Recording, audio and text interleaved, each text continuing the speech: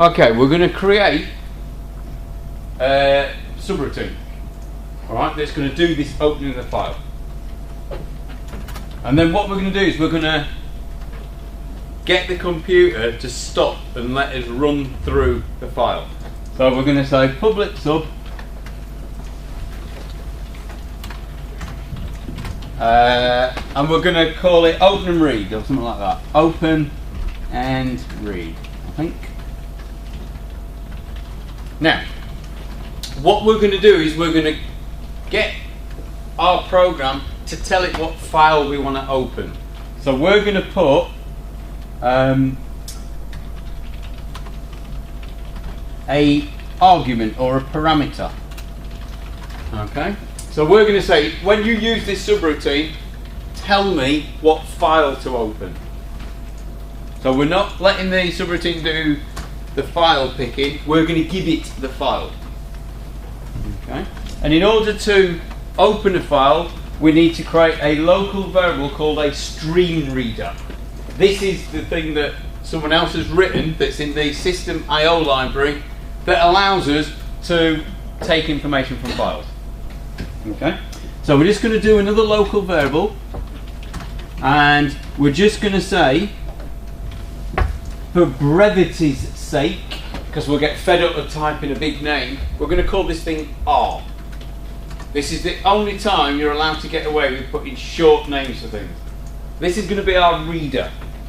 Okay, so we're going to say as new stream. And as you start typing stream, it'll come up with the two stream things we need. Stream reader. And quite nicely, if we give it a file name straight away, it'll open the file for us. So we're just going to give it whatever argument we get given when we run the subroutine. So remember, this name is something we make up. Okay, so we say, right, you're going to give me some data.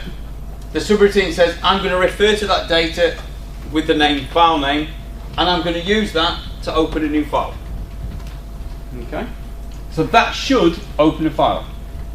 Now, we don't know how long a file is when we're reading files. So what we have to do is we have to attempt to read a bit of the file in, and what we're going to do is we're going to work line by line, and we're going to keep trying to do that until we get to the end of the file. We can't know before we open a file, unless we do some other stuff, how many lines are going to be in it. Okay? We're not going to do anything with this as such, we're just going to store it temporarily. So what I'm going to create now is another local variable, and I'm going to call this current line or something, and I'm going to create that as a string value. It should get a green squiggle because I haven't used it yet, so it's just warning me that I've created some storage space and I haven't used it because I haven't finished writing my code. Okay, so he's saying, right, this is going to be text information.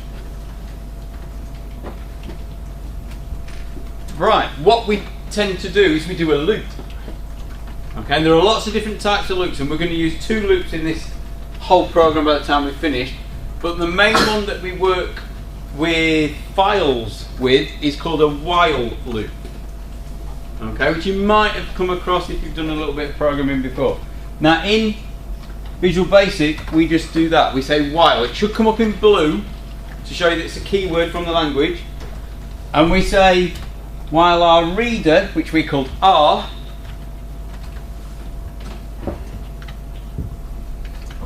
and it'll come up with just a few things. There aren't many common ones. Just press enter. Now let's just look what we got. It can tell us when we've got to the end of the file, which is what a stream is. Okay? So we can say we want to keep reading lines in from this file. Okay, and we'll put that code in a sec. And we want to stop when we get to the end of the stream. Unfortunately, what we do with a while loop is we say while this thing here is true. So at the minute this says, right, while end of stream, so while we're at the end of the file. But we don't want that. We want to keep doing this while we're not at the end of the file. So in Visual Basic, to get this to work, we put the keyword not. And then it actually makes English sense, sort of. So we say, right, while not at the end of stream for our reader, keep doing these actions that we're about to do. Okay? So inside my loop, and you'll see that the cursor goes in to show that the actions that we're about to put in, the statements, are to be done over and over again. We're just going to read in. So we're going to say current line equals r dot, what was it? Read line. Okay, so this stream reader thing has got a function called readline. We're going to run it, and what that does is it reads text from the file, a line's worth, so up to where someone pressed enter, and it returns this, and we store it in current line.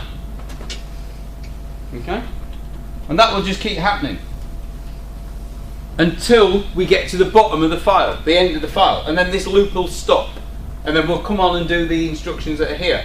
And the only instruction we need to do is to make sure we close this file. So after the loop, after we've read all the stuff in, we're just going to say r.close. Very important. Okay, so that is the skeleton of code that will open a file and read all the lines in. What we do with the text we've got depends on what job we're trying to do. Okay? What we're going to do with this one, we're just going to count the number of lines we've got.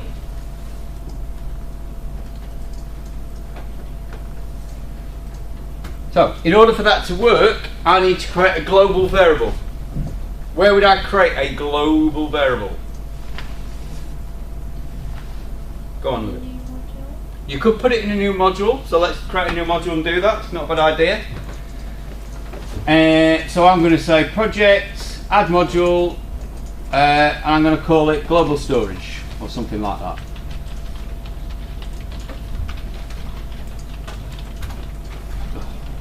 I wish it would keep the zoom settings the same. Right, so I'm just going to say public, because I want everybody to be able to access this, so I use that word public. I need to come up with a name for it, so I'm going to line count, I'm going to call it.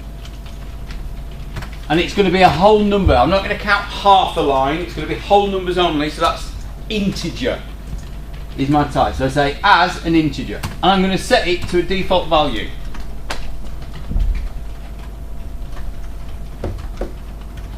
So that allows me to create a global value, which I'm calling line count. It's for storing whole numbers, and I'm saying set it to not. Yes, John? Does Visual Studio not automatically set? It does. 0? It does, but it's not wrong to make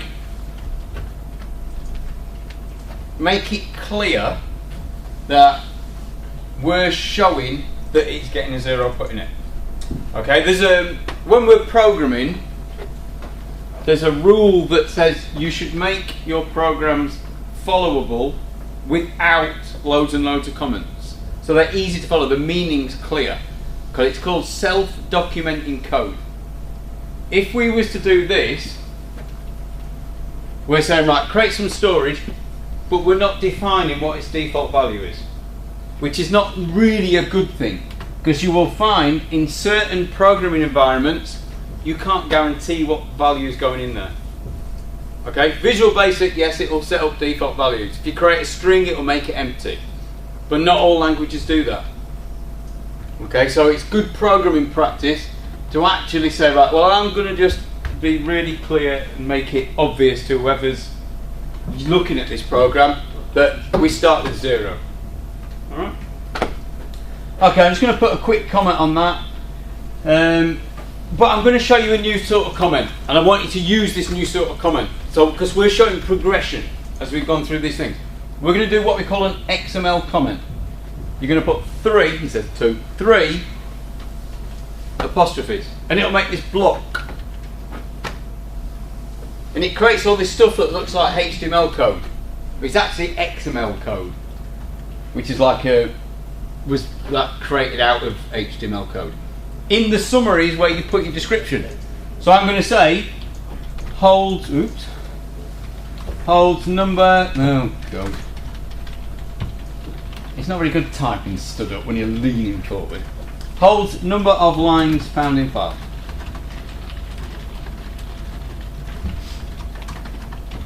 Remember your criticisms that I've given you of your other programs. I've said don't make these lines too long.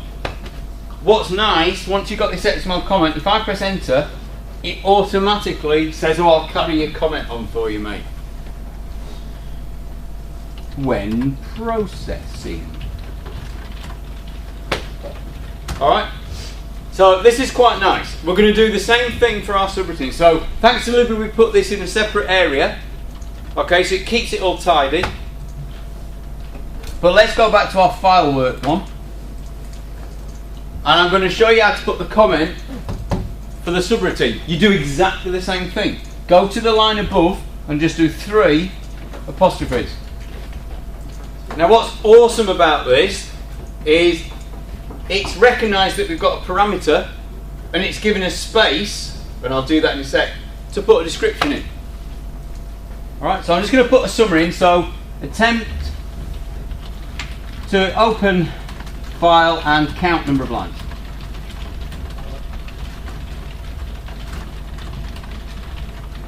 That's what I've been wanting you to do. When you just put the comment above a subroutine, we're not going into mega detail, we're just saying what it does. You know, in a simple, brief way. For the parameter bit, if you put your cursor in between the greater than and less than, or what we call the param tags, we can put a description. It should come up in green if you've done it right. So I'm just going to say the file to attempt to open.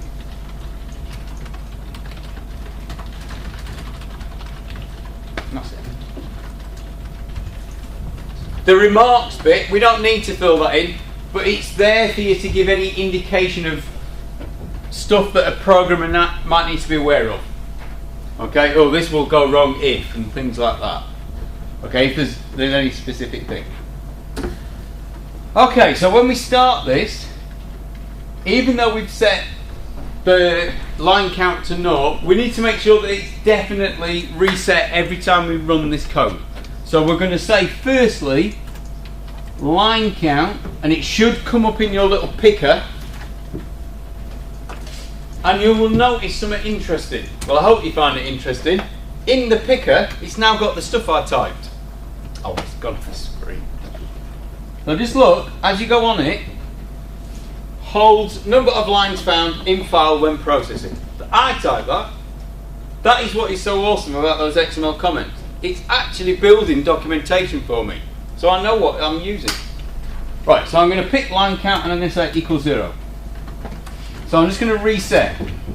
So I'm going to put a single comment in there, reset. Reset line counter.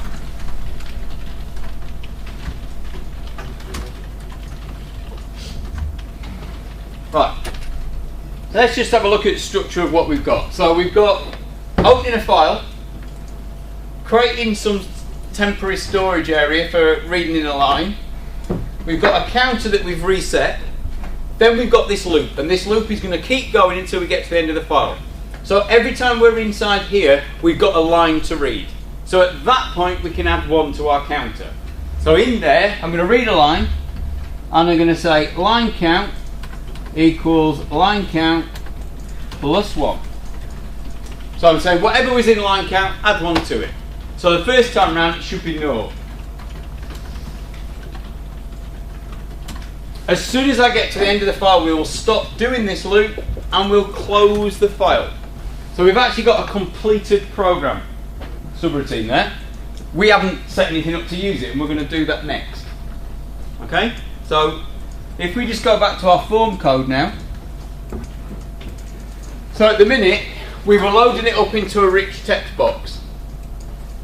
Okay, so what I'm going to do is, I'm going to still do that, but after that, I'm going to run my code to count my lines. Alright, and I'm going to display the answer, hopefully, well, because I haven't put anything else in the form, I'm going to put it on the window. So I'm going to put it in the window text. So I'm going to say open and read. And again, look at your picker. It's come up with the description you put in your summary.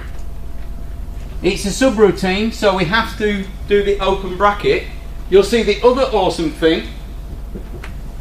I'm now having to put my file name in, but it's telling me the text arrow, the file to attempt to open. It hasn't guessed that, it's what I typed.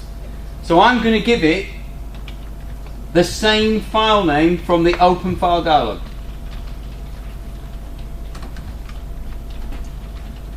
Okay. Now, to make this a bit clearer for the reader, I'm just going to put a line in between the Richter text box and my code, and I'm just going to say count lines and display.